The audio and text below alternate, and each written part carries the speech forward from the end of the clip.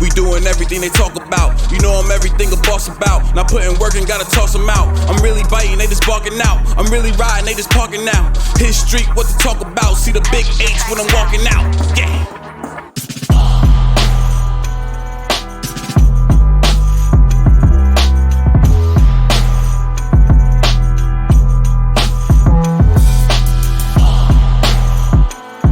So what's going on, everyone? Welcome back to this episode of Base Coverage. I'm your host, Jamal Clay. Thank you guys for tuning in. Today, I'm bringing in someone a little bit different. Someone that's not a player, not a coach. He ain't an owner, but someone that gives you a little bit of different perspective of the ELF. And that's my guy, Michael Wojtek. Road Game ELF TV. He's done some great videos, been to a couple games, and we'll dive into him a little bit and his time over there in Europe. So without further ado, I bring in my guy, Mr. Michael Wojtek. So what's going on, brother? How you doing? What's up, guys? What's up? Former high school player, so just write that down. Not current player, but I did play in high school, so keep that in mind. What position? I was offensive and defensive line. I was much bigger in high school. Former Mr. Pennsylvania Gatorade Player of the Year. Hey, I didn't say it. You said it. Those are your words. So how you been, man? What's going on? Pretty good. So I ended my trip over in Europe, covering the European League of Football at the beginning of July, and I've just been in Pennsylvania getting these videos out, putting out little pieces here and there. Yeah. Well, let's dive into that a little bit because I love what you're doing. I love your content. I wish I had the flexibility to get over in Europe and go to some of these games and do some stuff you're doing. But I love all the content that you've been doing. So let's dive into that a little bit. How did Road Game ELF, Road Game TV, how did that even come into play? So honestly, it was just like a moment in time. I was looking at Instagram and I saw an ad for the European League of Football, and I really never heard about it before. And from there, I just started writing blogs, writing posts all over. And then AFI contacted me and they asked me to start writing for them. And then I just got the idea, like, I've never seen anyone show the fans of Europe. I had no idea like there was like some fans in Europe of football, really, and I wanted to broadcast to the rest of the world that Europe does like football, and not soccer football, American football, real football. Yeah, because some drama. Exactly. So I just wanted to show people what it's like, and I wanted to see what it's like. So that's kind of just how it got started. Most definitely. Well, your first visit, you couldn't have gone to a better place than that, Dusseldorf and the Rhine Fire fan base. We're talking about a fan base that was born during the NFL Europe days and now has been, re-brought back to life. And, you had the opportunity to not only talk with some of the players like Jadrian Clark and Seth Breidenbach, but you also got a chance to talk to the legend himself, Mr. Coach Tomsula. What was that experience like? I'm wearing the shirt. Hey, look at the shirt. I got the one and only. The one and only. Exactly. Super nice guy. I actually talked to his son right before it. He's super nice too. They're just friendly people. They love football, and it was great. That was one of my missions, was to talk to Jim Tomsula when I got out there, because he's one of the guys I remember from the NFL coaching the 49ers and that. Yeah. So I was just like, I got to get on the field and interview him. It was kind of like one of my main goals when I got to Dusseldorf, and it just worked out that way. They won the game, so he was all happy. So it worked out. Hey, and Road Game TV got their first win of the week. I think that was the Frankfurt game. Yeah, exactly. First win. The crowd at the Rhine Fire game are just they're amazing. It's ridiculous. All over. They give it their all. They love football. They really do. So let me ask you about that now. So we talk about not just Germany, but specifically the Rhine Fire. They're averaging 15,000 fans a game. And you've been to Paris, you've been to Barcelona, you've been to Cologne, right? I've been to Cologne and I've been to Innsbruck for the Ravens. Yep. Awesome. So out of those 5 fan bases, what's describe those fan bases in one word, so to say. Okay, one word. We'll go the Rhine Fire partiers. They're partiers. That's what they are. They like to have a good time. Then we'll go to France. Newbies, I would say. Newbies, okay. They weren't like as committed. Obviously, it's a first year franchise in the ELF, but they're like it's growing on them. I could see they're starting to like it. They're starting to get more enthused. But newbies. Next year could be a little different for Paris. Yeah, exactly. They need some momentum. And then Cologne, small. They're a small fan base. There's a lot of teams in Germany. It's hard to spread the love everywhere. A lot of those Cologne fans probably transferred over across the river to the Fire. Exactly. By now they have probably. Austria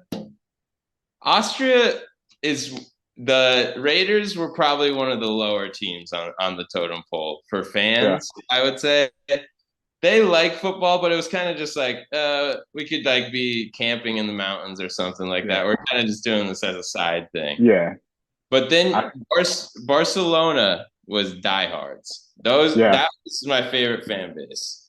Listen, I've been covering the league since year one, and only from lenses of a computer and a TV, and obviously what you see on Instagram. The Barcelona fans are the most passionate and most fun fan base to watch, be around, and that's coming from someone who hasn't even been in Barcelona. Just I could feel their energy just watching, like looking at pictures and watching videos of them.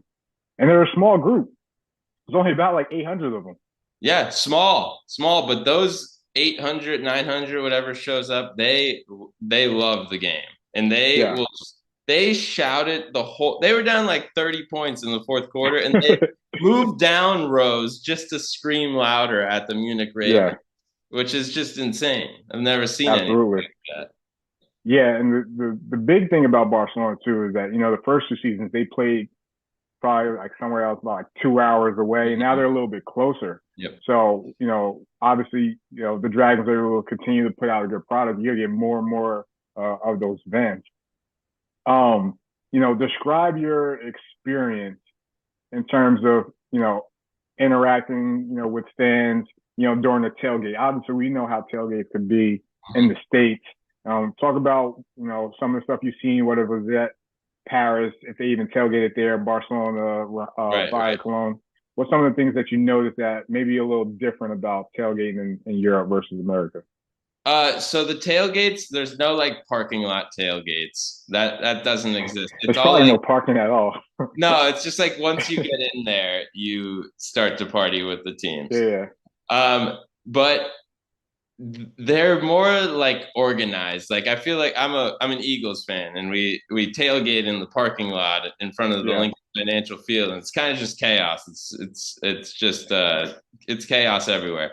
But here they're like more organized. They have like a DJ for everyone. They have like their own bartenders. They have like events and games and stuff like that. So it makes you feel like you're part of the family as soon as you get in there.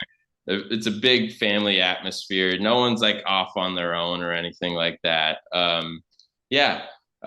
Germany was big on that, and Barcelona. Both of those teams were both big on like the pregame. But I mean, Barcelona was tailgating for 5 hours before the game. I was like, what? How is this possible? They started at 2 and the game was at 7. I was like, I don't know what you guys are doing, but that could explain why their fans are so passionate. Exactly. They strip down to their boxers during the game. Like it's so hot, they're just like stripping down. I was like, okay, whatever. It's your world, right? Yeah, exactly. So let me ask you this: out of all the stadiums or fans you've interacted with, right?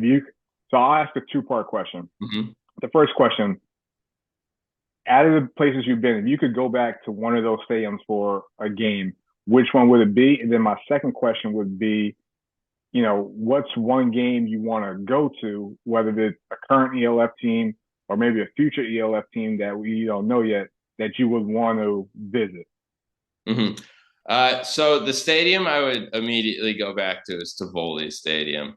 Yeah, Like I said, I didn't. The fans weren't that into it, but their stadium, it it's felt like I beautiful. was. I've been there.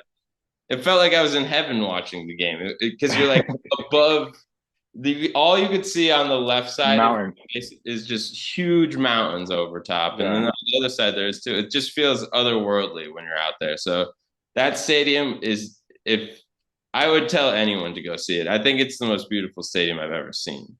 yeah. The So, Raiders have one of the best stadiums in all of Europe. I've been yep, to a couple games out there, but that view, you'll never get tired of that view. never, Rains never. all the time, but you'll never get tired of that view. Exactly, exactly.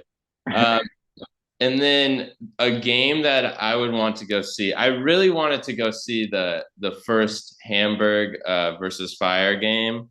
I wanted to see because there was 30,000 people there. But I would love to go see what the Madrid team is offering up next year if they Yeah, fall with that. But I'd love to see what happens with that. yeah, yeah. We'll see. I mean, they got high standards, especially what Barcelona's been able to do. So Uh-huh. we'll see what happens there. Let me talk to you a little bit about like the league in terms of once we get over this bye week, as we're heading down the stretch. What's one Mhm. thing you've seen about the league that has, you know, gained and continues to gain like your attention, or one thing you enjoyed watching about the league? So I got two things. So the one thing is the like I actually enjoy it. I don't know if people really enjoy it, but like the quarterback carousel and like the bringing in new players, there's always something exciting. Like I really do Yeah, that. I think that's very unique and like cool. It's like, oh, what is this guy going to do this week? I actually do enjoy that. that's Um, interesting. yeah, yeah, no, I do enjoy that. I kind of like that. And then on the field, I like looking for like the homegrown players to really show up. I Yeah, really enjoyed that was one of the things that drew me to the league was it it felt like almost like a high school environment in the States. Like you know how high school, like you see the kid, he lives like right down Friday the Night street. Lights. Exactly, exactly. That's what it Yeah, kind of felt like. So seeing the homegrown players really show out, like um who was it? There's just been a few players. Fuck. Yeah, I just watched the game last week. I mean, just watching a bunch of players. Like, can you give me one? I'm trying to think of one off the top of what my head. team? Morris Uh, Morris Kinsey for linebacker for the Fire. He had a good game. yeah, yeah, yeah. Well, that Sven guy, the left tackle for the Fire, has been good for Breidenbach, them. yep. Yep. Seth Breidenbach. Exactly. Uh, Joachim Christensen, I think he's the center. Him and Yeah, Sev are yeah, like the Bash brothers. I love them two together. Him and Sev are yeah, like the yeah, Bash yeah. brothers. They're fun to watch. Yeah. So that's just something I really enjoy to watching is these guys who are finally getting like their shine out there. Yeah, And wouldn't usually, if the European League of Football wasn't here. most definitely. What do you think about playoffs? Who do you think are some of the teams that are going to fulfill the last couple spots? Because we got Uh, about 6 teams that's fighting for like 3 spots. right. So I think the Fire win it all this year. That's my team. Yeah. That I've been rocking with them since game one, so they're my team. Um, I really had high hopes for Barcelona, but they're out of it. Your guards, Hey, they they were we, looking good for a little bit, but I don't know. I don't know if they could still sneak in now.